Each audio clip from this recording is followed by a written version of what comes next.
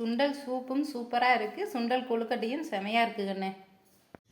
Hi friends, அக்கா நம்ம இன்றைக்கி ஒரு புதுவிதமான கொழுக்கட்டை செய்யலாம் வாங்க. என்னடா கண்ணு கொழுக்கட்டை செய்கிறீங்க? இதுக்கு தேவையான பொருள் என்னடா கண்ணு? அதுவாக்கா 2 டம்ளர் பச்சரிசி மாவு, சுண்டல், பால், தேங்காய், சர்க்கரை, சுக்கு ஏலக்காய், கோதுமை மாவு. இதுக்கு முதல்ல நம்ம 5 மணி நேரம் ஊற வச்ச சுண்டலை வேக வச்சு எடுத்துக்கலாம். அதில் 2 ஏலக்காயும் போட்டுக்கலாம். கொஞ்சம் உப்பு போட்டுக்கோங்க.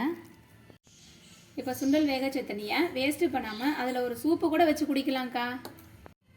சுண்டல் வேக வச்ச தண்ணியில் உப்பு, மிளகுத்தூள், 2 மல்லித்தலை போட்டு சூப்பு ரெடி ஆயிடுச்சுக்கா, குடிங்க.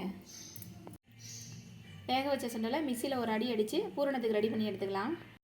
மாவை லைட்டாக வறுத்து எடுத்துக்கணும். நம்ம பச்சரிசி மாவோட 1/2 கப்பு கோதுமை மாவு போட்டு கலந்துக்கலாம். ஹாட் வாட்டரை ஊற்றி நம்ம கலந்து எடுத்துக்கலாம். துருவி எடுத்த தேங்காயை சுண்டலில் போட்டுக்கலாம். இப்போ நம்ம பூரணம் ரெடி பண்ணியாச்சு. மாவு ரெடி ஆயிடுச்சு. பூரணத்தை உள்ளே வச்சு கொழுக்கட்டை ரெடி பண்ணிக்கலாம். சுண்டலை தனியாக கொடுத்தா கூட குழந்தைங்க சாப்பிட மாட்டாங்க. அதுக்காக இப்படி பூரணத்தை ரெடி பண்ணி செஞ்சு கொடுத்தீங்கன்னா அவங்களுக்கே தெரியாமல் சாப்பிட்ருவாங்க. இதில் ப்ரோட்டீன் சத்து நிறைஞ்சிருக்குது தானக்கா. கொழுக்கட்டையில் இந்த மாதிரி டிசைன் போட்டு கொடுத்தீங்கன்னா அவங்களுக்கே தெரியாமல் ஆசையாக சாப்பிட்ருவாங்க.